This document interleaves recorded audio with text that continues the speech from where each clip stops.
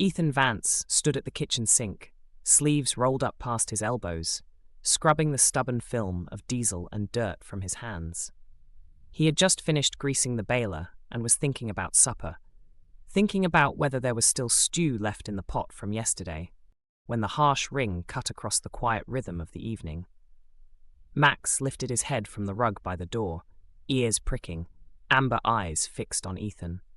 The dog's instincts were sharp. He always sensed a shift before his master did. Ethan dried his hands on a faded towel, crossed the creaking linoleum, and picked up the receiver from its cradle. "Vance," he said, his voice low, steady, almost flat. "Ethan, it's Ben. Ben Holloway." The voice on the other end was carved from years of salt air and long Maine winters, a voice rough and weathered but immediately recognizable. Ethan hadn't heard it in over a decade, but it carried him back at once, back to the aisles of Holloway's hardware store, where as a boy he had loitered, trailing behind his father, staring at nails and rope and thinking it all dull until Ben would crouch down and show him something, how to tell oak from ash, or why certain screws were square-headed. "Mr. Holloway," Ethan said, his spine straightening without his permission. "It's been a long time." There was a sigh on the line, heavy as the Atlantic. "I'm sorry to be the one to tell you this, son. It's your father, Samuel. He passed this morning." The doctor said, his heart peaceful. Ethan stared past the window into the lengthening dusk. The yard was washed in grey light, the fields beyond stubbled with the remains of harvest. The words did not hit him like a blow. They fell into him like a stone into a bottomless well, vanishing without sound. He felt nothing, no rush of grief, no tears, just a hollow silence where feeling was supposed to be. "The municipal office will handle the arrangements," Ben went on gently. "But the house, the farm, you're next of kin, Ethan. Someone has to see to it." "Thank you," Ethan said. He hung up without ceremony, the click of the receiver too final. He stood motionless, the house ticking around him. Then he felt Max pressing against his leg, steady and warm. Ethan looked down at the dog, the old shepherd mix who had been his only constant companion for 8 years. "We'll have to go back, boy," he said softly. He packed with the precision of a man used to moving quickly. Work gloves, overalls, tools he trusted, and a rifle case he always carried, even though he hadn't fired in years. He moved through his rented farmhouse like a soldier on orders. The mission was clear. Drive north, deal with the house, sign the papers, and return. No lingering, no looking back. The next morning, the truck pulled away in a plume of exhaust, Max curled on the seat beside him, nose twitching at every shift of wind. The road unspooled in long ribbons. The further north they went, the sharper the air grew, scented with pine and brine, until Ethan felt it in his lungs like a blade. Memories surfaced unbidden, the slap of hay against his bare arms, his father's boots crossing the porch with deliberate steps, the silence that filled every corner of that house. He had fled at 20, not out of wanderlust but desperation. The farm had been suffocating, his father's wordless presence heavier than stone. After the accident, the one that cracked their world in half, he had borne the silence like a sentence. There had been no yelling, no anger, just that terrible, unbroken quiet. He had interpreted it as condemnation, and he had run. Farming other men's land, renting small patches, he had built a life in exile. By the time the coastal road bent toward Port Clyde, Ethan's chest was a tight knot. The farm appeared over the rise, hunched against the sea wind. The clapboards were no longer white but weather-beaten grey. The barn leaned with age, shingles curled like brittle leaves. The orchard, once neat rows of apple trees, was half choked in sumac and goldenrod. It looked smaller than memory, and lonelier. He parked on the gravel lane, leaving the engine running. Max lifted his head, whining softly. Ethan murmured, "It's just a place." But he knew it wasn't. The key was still under the rock by the steps. The door groaned open, releasing air heavy with dust, old wood, and the faint sweetness of apples long gone. The house had waited, unchanged. His mother's photograph still rested on the mantel, smiling at a family that no longer existed. The kitchen clock still ticked, each beat a reminder of time wasted. Ethan dropped his duffel by the door. His plan was simple. 3 days. Sort what mattered, sell the rest, and close the book. But Max would not settle. The dog paced from room to room, nails clicking against the boards. He sniffed at corners, paused at thresholds, and finally stopped in front of the cellar door. His body was rigid, ears forward, tail stiff. A low whine rose from his throat. "Leave it," Ethan ordered. Max ignored him, scratching at the bottom seam with quiet insistence. By nightfall, Ethan was exhausted from sorting the living room. He had packed boxes of photographs, most showing Samuel standing stern beside Ethan's grinning childhood self. The lack of warmth in those pictures was a wound that never closed. He shoved the box aside, but Max's focus on the cellar gnawed at him. The next morning, after restless sleep in the old guest bed, Ethan gave in. He took the flashlight, opened the door, and descended the narrow steps. The cellar smelled of potatoes, damp stone, and rust. The beam cut through dust to reveal jars, crates, rusted tools. But Max ignored everything, heading straight to one wall, an odd section of planks between stone. Crates of seed and a rusted drill leaned against it. Ethan rapped his knuckles. Solid to the left, solid to the right. But in the middle, hollow. A prickling rose in his neck. He fetched a crowbar, wedged it into a seam, and pried. Nails screamed, wood splintered. With a crack, the plank shifted inward. Cool, dry air rushed out, carrying the faint scent of cedar and linseed oil. He shoved the planks open, and Max sat back, satisfied. Inside was a hidden room, perfectly preserved, sealed away from dust and time, as though the world outside had never touched it. A workshop. Ethan stood in the doorway, stunned, his breath caught in his throat. The air carried the faint scent of linseed oil and sawdust, ghostly yet fresh, as if his father had only stepped out for a moment and might return at any second. Light from the single window slanted across the space, illuminating every detail with quiet reverence. Tools hung in perfect order, each one resting in the outline of its shadow carefully marked on the pegboard. Not a wrench out of place, not a saw tilted the wrong way. The chisels gleamed in their rows, honed sharp, their handles worn smooth by years of use. Planes sat polished on the shelf, brass and steel shining like relics, ready to glide once more across the surface of wood. Every tool carried a story, every scratch a testimony to labor Ethan had never known his father undertook. At the heart of the room stood a heavy workbench, its legs thick, its top broad and scarred with the memory of countless projects. The surface was marked but not cluttered. The scars were not signs of carelessness, but of life, of creation. It was the kind of bench that could outlast generations, a foundation as steady as the man who had built it. The walls told their own story. Blueprints were pinned in careful sequence, their corners tacked with brass nails. Designs for chairs with curved backs, boats sketched with precision, and toys shaped like horses and wagons. Ethan's eyes lingered on the drawings, realizing these were not idle doodles but full plans, measured to the fraction of an inch, lines clean and deliberate. His father had envisioned more than farming. He had carried another world within him, one Ethan had never glimpsed. On a narrow shelf rested carvings of animals, each one polished smooth by long hours of patient hands. A fox with its tail curled tight, a bear standing tall, a bird with wings spread as though ready to lift into the air. The figures were alive in their detail, more than wood, almost spirit. Ethan picked one up, a small deer, and felt the grain under his thumb, the fine curve of antlers that must have taken hours to shape. He set it back carefully, humbled by the precision and care. And in the corner, half in shadow, rested something larger beneath a canvas. The shape was unmistakable once his eyes adjusted, tall, rectangular, crafted with care. He approached slowly, his heart pounding, hands clumsy as he reached for the cloth. With a swift tug, the canvas fell away in a cloud of dust.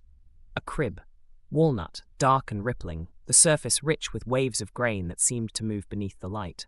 Delicate whales crested in waves along its sides, their bodies caught in eternal arcs of motion.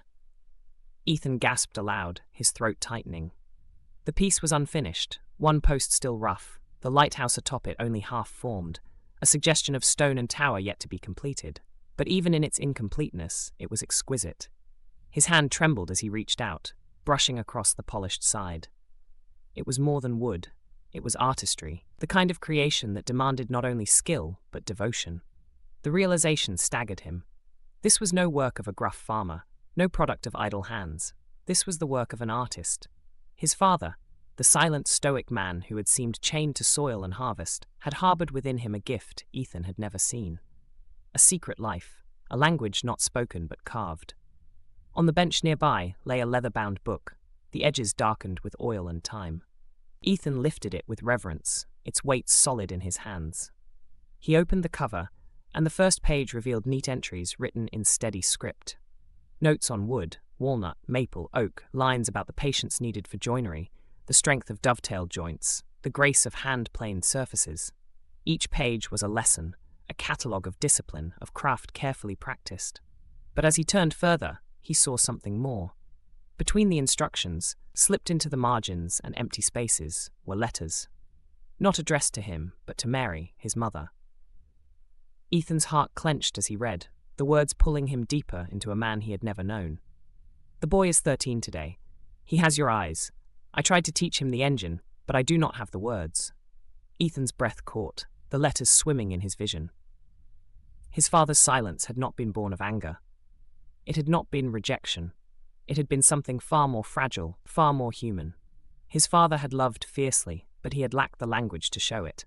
Where others might have spoken, Samuel had carved. Where others might have explained, he had built. His grief for Mary, sharp and unending, had spilled into his work, filling the silence with shapes, with lines, with creations that spoke where he could not. Ethan pressed his hand against the page, his chest heavy with understanding. The man he thought had been distant had been speaking all along, in wood, in design, in the rhythm of tools. His father's silence had been the only language he knew, grief spilling into work instead of words. He flipped further, his fingers trembling against the fragile paper. The logbook felt heavier now, as though it carried not just words, but the weight of years. The entries around August 2006, the year of the accident, were blank, page after page left untouched, a silence that mirrored the void those days had carved into both their lives. Ethan felt his throat tighten as he turned one more page. Then he saw it. A single line, written not with the slow ease of record-keeping, but with pressure, with force that had dug into the fibers of the paper. The letters were tight, etched in a hand, unsteady yet resolute. Sold the combine, the boy first. Ethan stared at the words, unable to move, his chest caving inward, as if struck. The phrase carried more weight than whole chapters could. He read it again and again, until the words blurred, until the ink itself seemed to burn into him. His father had written no judgment, no anger, not even sorrow, just a choice. The combine gone, the boy saved. His father's ledger of life had been reduced to that stark exchange. With shaking hands, Ethan tore through the back pocket of the book, the brittle envelope flap snapping open. Inside were folded documents, browned at the creases from years of being hidden. He unfolded them slowly, as though they might dissolve if rushed. A deed transferring the river meadow, signed in Samuel's sharp scrawl. A sales slip for the combine, the very machine his father had relied upon to harvest the fields, surrendered in ink. A loan agreement, terms harsh but binding, his father's name written steady across the bottom line. And then the receipts, slips made out to the Miller family, the very ones whose car Ethan had struck that night, the family he had replayed in his nightmares 1,000 times, paid in full. He traced the columns of numbers with a finger, disbelief knotting in his gut. The totals stacked higher and higher until the sum stood before him, 17,000. 17,000 his father had scraped and bled to gather. 17,000 that had not come from insurance or charity, but from Samuel himself. His father had sold his livelihood to cover his son's mistake. The realization struck like a blade. All these years, Ethan had carried the silence as if it were a judgment, believing his father's distance had been proof of disappointment, condemnation carved in every withheld word. But the silence had been no such thing. It had not been punishment, it had been sacrifice. Every quiet evening, every word unsaid, every look that Ethan had misread, it had been the sound of a man shouldering ruin so that his son might have a future. It was the silence of protection, not rejection. Ethan's breath caught, his chest heaving as the truth crashed over him. The workshop blurred. He collapsed onto the stool, the logbook slipping from his hands, grief roaring through him with a force he had never known. His body bent forward, shaking, as though the weight of 17 years had suddenly broken loose all at once. Max pressed close without hesitation, the dog's solid frame leaning into him, warm and grounding. The weight of the shepherd's head slid under Ethan's arm, firm and steady as stone. Ethan clutched at the fir, burying his face against it, sobbing in great, racking waves that tore out of him like a storm unbound. The logbook lay open on the bench, the line etched into its page, still visible through the blur of tears. And so he wept, not just for the accident, not just for the farm, but for every year spent believing in a silence that was never what he thought it to be. He wept for the father he had misunderstood, for the love he had mistaken as absence, for the sacrifices carried alone in shadows. The dog did not move, only stayed, his presence an anchor in the storm. Ethan's fingers tangled in the coarse fur, holding as though it were the only thing keeping him from being pulled under. The grief poured out of him, raw and unrelenting, the years of misunderstanding crashing down. When he could breathe again, his eyes fell on the crib. It sat in the corner of the workshop, half born of another man's hands, a shape suspended between dream and wood. He saw it now for what it was, a gift Samuel had begun for a grandchild he would never see. The thought stilled Ethan, pressing into him with a weight heavier than grief. His father, who had spoken little and carried even less outward warmth, had nevertheless carried within him the image of a child, Ethan's child, cradled in that crib, rocked to sleep by waves and whales carved from walnut. Samuel had dreamed forward, carving a hope that Ethan himself had never dared to hold. The truth cut deeper, because Ethan had once stood on the threshold of that life. He had been married once, briefly, after his first season farming on his own. The memory came like a faded photograph. Sarah, her hair loose in the wind, her laughter soft and steady as spring rain. She had been kind, endlessly patient, a woman who had wanted children and believed the land could heal a man's wounds. For a time, Ethan had almost believed it too. But the scars inside him had been deep, the walls built high. He had shut her out when she tried to come close, had turned away when she spoke of family. His silence had become a barrier she could not cross. The marriage had ended without storm or fire, only a quiet parting of paths. He had never told his father. He had buried that chapter as though it had never existed. And yet, here was proof that Samuel had known, perhaps not the details, but the truth of what his son could not voice. The crib was not a piece of furniture abandoned in unfinished wood. It was a testament to a dream Samuel had held in Ethan's stead, a dream he had carved into rails and spindles. The whales leapt mid-arc, frozen songs of protection. The waves curled as though ready to rock a sleeping child. His father's failing hands had faltered before the work was done, leaving behind not just timber but a message. There had always been hope, always room for a child in the story of this farm. Through the long winter that followed, Ethan stayed. The snow drifted high against the barn, the wind whistled through cracks in the siding, and still he remained. He could not sell the farm, not after what he had found. To leave now would be to abandon the conversation Samuel had begun in wood and silence.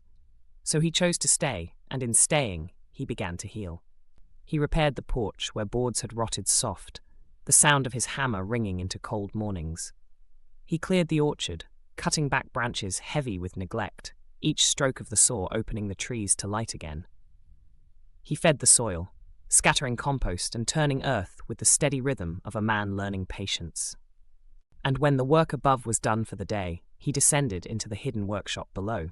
There, among shavings and sawdust, he taught himself the language of wood.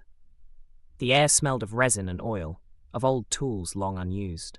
Max would curl in the corner by the stove, tail thumping once before settling, his steady breathing a counterpoint to the scrape of steel against timber. Ethan chiseled, planed, sanded, and learned. At first his hands were clumsy, striking too hard, splintering where he meant to smooth. But with each failure came practice, and with each practice came a little more skill. Each shaving of walnut that curled away beneath his blade felt like a layer of bitterness falling from his heart. Each plank joined square, each dovetail snug and true, felt like a bridge rebuilt across the years of silence between father and son. He began to see that Samuel's love had never been absent. It had only spoken in a different tongue, the quiet tongue of endurance, of hands that worked without praise. Ethan had spent years resenting the silence, never realizing it was a form of language he had refused to learn. Now, with wood beneath his fingers, he was finally translating it. Night after night, by lantern light, he studied Samuel's notes, the penciled lines and careful sketches left in the margins of the logbook. He followed every instruction, learning not just technique, but intention. It was as if his father was still teaching him, guiding his hands across the gulf of time. And as the winter months gave way, the crib began to take shape under his care. The rails stood straight, the whales and waves smoothed to life, the pieces joined into something whole. But one piece remained unfinished, the lighthouse that was to crown the corner post. It stood half-formed, a suggestion of stone and tower, his father's hand faltering before it could be completed. The wood there was rough, waiting for Ethan. He stared at it often, hesitant, knowing it was the heart of the design, the part Samuel had meant to carry the weight of meaning. A lighthouse, steady, unwavering, a guide through storms. Now the task had fallen to him. One crisp April morning, with the frost still silvering the fields and sunlight slanting through the high workshop window, Ethan set chisel to wood. His breath rose in clouds, steadying him, grounding him. Patient strokes, slow and careful, marked the rhythm of the day. Each cut was deliberate, each curl of shaving falling like a whisper onto the floor. Slowly, almost reverently, the lighthouse began to rise beneath his hands. The railing came first, smooth and even, then the tiny windows, square and clear. Then at last, the lantern crown, delicate as lace, emerging stroke by stroke. The work was exacting, fragile, demanding both strength and gentleness. Yet his hands, once only suited to calloused labor, found grace. When it was done, he stepped back slowly, the faint ache in his shoulders reminding him of the long hours bent over the bench. The crib stood whole before him, more than wood and joinery, more than the sum of measured cuts and careful chiseling. The smooth walnut gleamed where he had polished it, the waves carved along the rails, curling as though they might break into spray, the whales arcing as if mid-song, and the lighthouse rising steady above it all. Morning light filtered through the workshop window and caught on the grain, making the figures shift and dance as though alive. It was more than furniture. It was a conversation long delayed, an answer to years of silence, a reconciliation carved not in words, but in walnut, in patience, in forgiveness.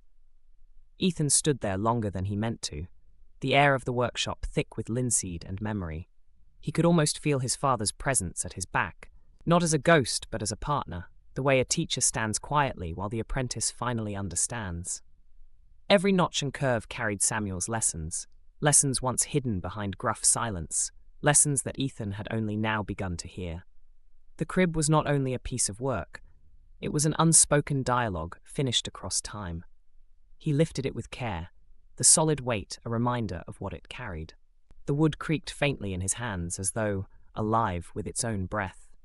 Step by step, he carried it up the old staircase, Max trailing faithfully behind him, claws tapping gently against the worn planks. Each stair groaned beneath his boots, the same stairs his father had climbed countless times, but now they did not sound like burdens. They sounded like music, as though welcoming what was being carried upward. At the top, he paused, then placed the crib in the wide, sunlit room that overlooked the sea. The great window caught the horizon, where the tide rolled endlessly and gulls wheeled above the surf. He positioned the crib near the glass, so that dawn's first light would always touch it, the same way it had touched the real lighthouse that guided sailors safely home. As he set it down, the first rays of morning broke across the water, flooding the room with gold. The carved lighthouse on the crib caught the light and glowed as though lit from within, a beacon of hope carved into the heart of walnut. Ethan lowered himself into his father's old chair by the window, the wood creaking familiarly under his weight. Max came to rest beside him, the dog's head pressing heavy onto Ethan's lap, warm and comforting. Together they watched the glow spread slowly across the room, the quiet broken only by the faint rhythm of waves outside and the dog's steady breathing. For the first time, Ethan felt peace. Not the brittle peace of running, not the shallow peace of hiding from grief, but the deep-rooted peace of belonging. To a place, to a history, to a man he had once misunderstood but now knew in the grain of wood and the silence of sacrifice. He would not run again. He knew that now, as firmly as he knew the tide would return to the shore, he would farm this land, the soil that had shaped both him and his father. He would tend this house, keeping its rooms alive with footsteps and laughter, not with shadows. He would guard this workshop, where the scent of sawdust and pine was as much a legacy as any heirloom. He would let the logbook pages continue, his own hand joining Samuel's in the story of a farm that endured. He would live the legacy Samuel had left behind, not in words or letters, but in silence, in labor, in wood shaped by patient hands. And maybe, just maybe, one day the crib would hold a child who would wake to the sound of waves, who would grow among fields and cattle, who would know the weight of history, not as a burden, but as a gift. A child who would be rocked gently in the crib, beneath the dancing whales and waves, under the glow of a carved lighthouse that caught the dawn, watched over by the steady hand of a man who had finally come home. The seasons rolled on, steady as the breath of the earth. Summer gilded the fields in green, the tall grass whispering in the wind, corn rising high in neat rows, and the air rich with the hum of bees drifting lazily between blossoms. Ethan moved through the land as though it were an old song he was learning to sing, the weight of the sun on his shoulders a reminder that the farm had never stopped waiting for him. The fences needed mending, the barn doors sagged on their hinges, the roof groaned in storms, but each task carried him forward.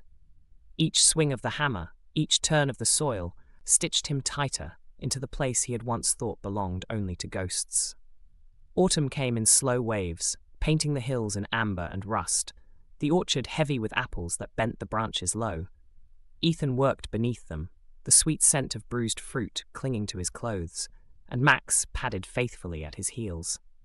The dog was older now, his gait a touch slower, yet his devotion had not dimmed.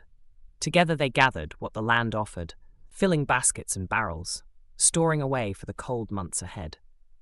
The evenings grew long and quiet, but they were no longer hollow.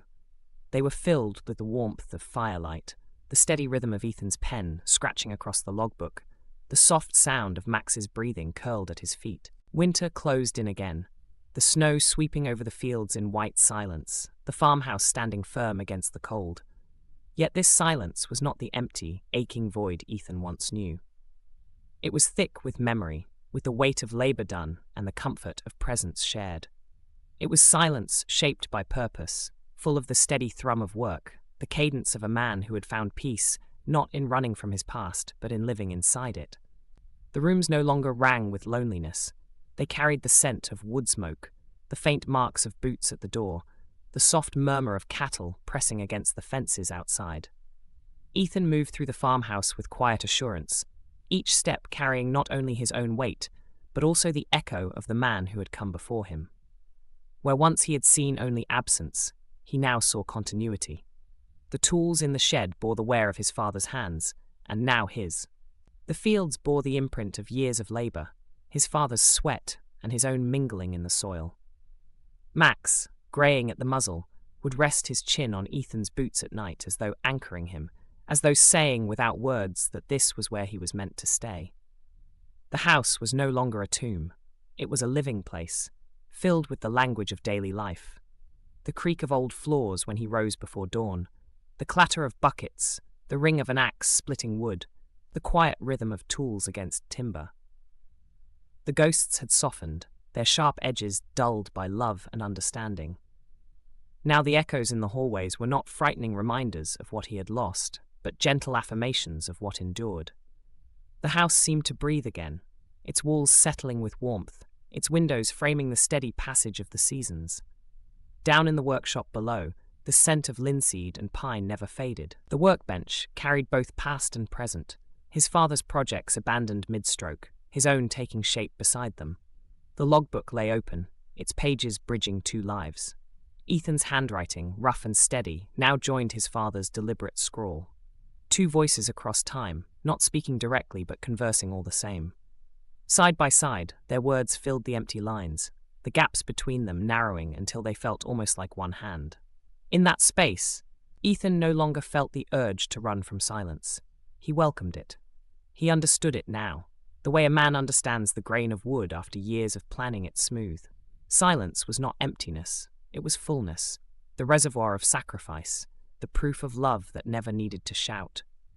Sometimes the greatest love is not in the words spoken, but in the sacrifices made quietly, in the labor of hands shaping wood long after the sun goes down, in the fields tended when no one is watching, in the endurance of a man who bore everything alone, so that another might stand taller one day. Ethan had thought he returned only to bury his father, to lay the past beneath the soil and move on. Instead, he had uncovered him, not in relics or shadows, but in the work, in the land, in the unspoken devotion carved into every beam and nail of the farmhouse. And in doing so, he had found himself.